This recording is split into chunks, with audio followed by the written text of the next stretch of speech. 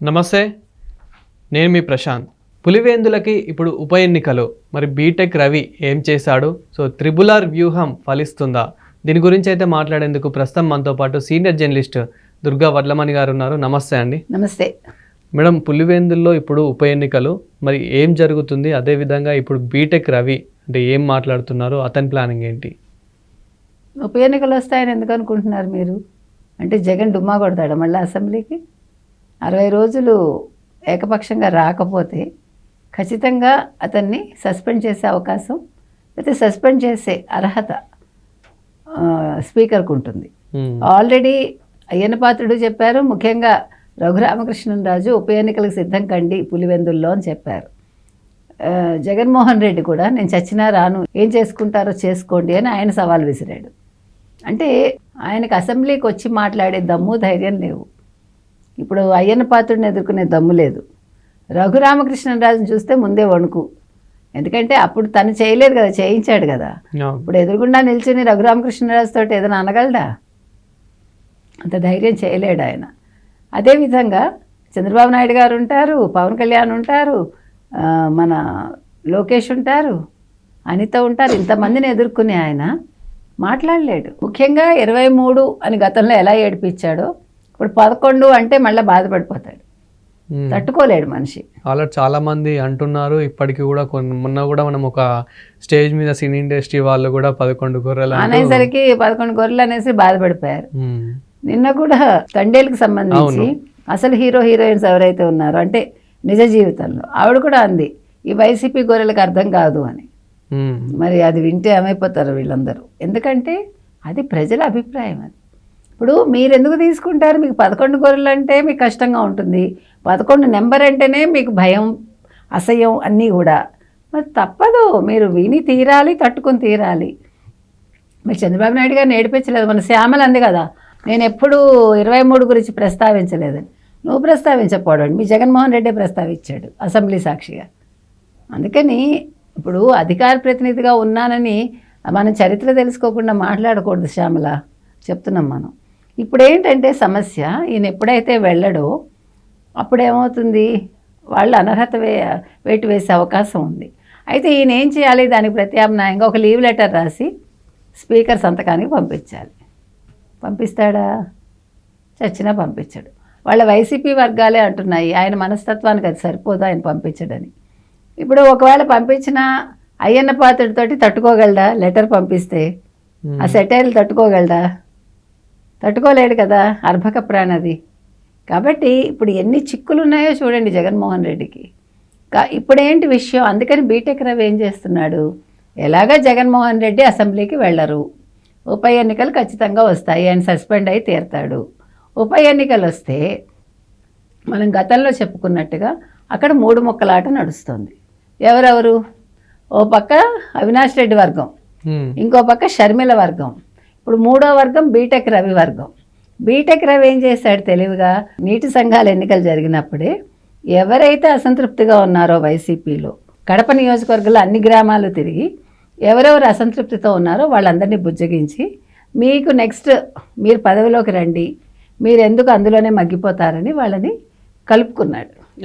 So చాలామంది ఏం చేశారు, దానివల్ల ఏకగ్రీవం అయ్యాయి మొన్న.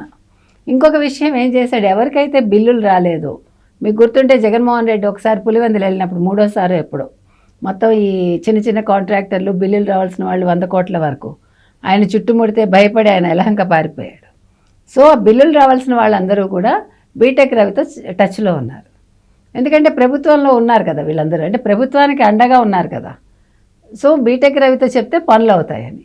ఇప్పుడు దీనివల్ల ఏమైంది, అవినాష్ రెడ్డియే యాక్చువల్గా పులివెందుల్లో అతనికే సేవ్ ఉంది, జగన్మోహన్ రెడ్డికి లేదు. జగన్మోహన్ రెడ్డి ఎంత తెలివి తక్కువవాడో దీన్ని బట్టి అర్థమవుతుంది. స్థాన బలిమి కానీ తన బలిమి కాదయ్యా అనే ఒక విశ్వదాభిరామ వినురవేమ అని వేమన చెప్పిన సూక్తిని ఆయన వంట పట్టించుకోవాలా. ప్యాలెస్లు పరదాలు తప్ప ఆయనకి స్థానికంగా మనం ఉండాలి, మన ప్లేస్ అది, మన ఉనికి కాపాడుకోవాలి అన్న ఒక ఆలోచన లేకుండా ఆయన 5 ఏళ్ళు ముఖ్యమంత్రిగా పనిచేశాడు. కాబట్టి ఇవాళ ఆయనకి స్థానికంగా ఎటువంటి బలం లేదు. అంతకుముందు మనం చెప్పుకున్నాం, 2వసారి వెళ్ళినప్పుడు ఎప్పుడో ఏంటి ఇక్కడ అవినాష్ రెడ్డి మనుషులు ఉన్నారు, భాస్కర్ రెడ్డి మనుషులు ఉన్నారు, నా మనుషులు ఎవరు లేరే అనుకున్నాడు. ఎందుకంటే అది రాజశేఖర రెడ్డి నియోజకవర్గం అయినప్పటికీ కడప, ఇప్పుడు రాజశేఖర రెడ్డి వారసులు అంటే వాళ్ళే చెప్పుకుంటున్నారు. జగన్మోహన్ రెడ్డిని ఎవరు చెప్పుకోవట్లేదు. ఇంకా కొద్దిగా గొప్ప షర్మిలని చెప్పుకుంటారు.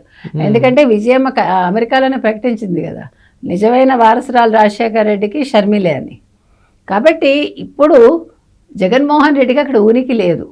లేనప్పుడు ఏమవుతుంది, బీటెక్ రవి దాన్ని వాడుకుని ఈ అవకాశాన్ని అందిపుచ్చుకుని అతను నెక్స్ట్ పావులు కదుపుతున్నాడు. ఉప ఎన్నిక వస్తే బీటెక్ రవి నిల్చుంటాడు. పులివెందులలో బీటెక్ రవి బాగా వేస్తే there ends the matter YCP.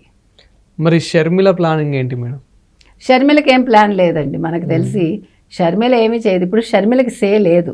షర్మిలకి planning ఉన్నా, షర్మిల కాంగ్రెస్ తరఫు నిల్చున్నా మనం చూసా ఎంత పర్సంటేజ్ వచ్చింది మొత్తం ఓవరాల్గా? ఏమీ లేదు. ఎందుకంటే కాంగ్రెస్ని రానివ్వరు ప్రజలు. ఆవిడ తన ఉనికి కోసం ఆవిడ కాంగ్రెస్లో ఉందంతే.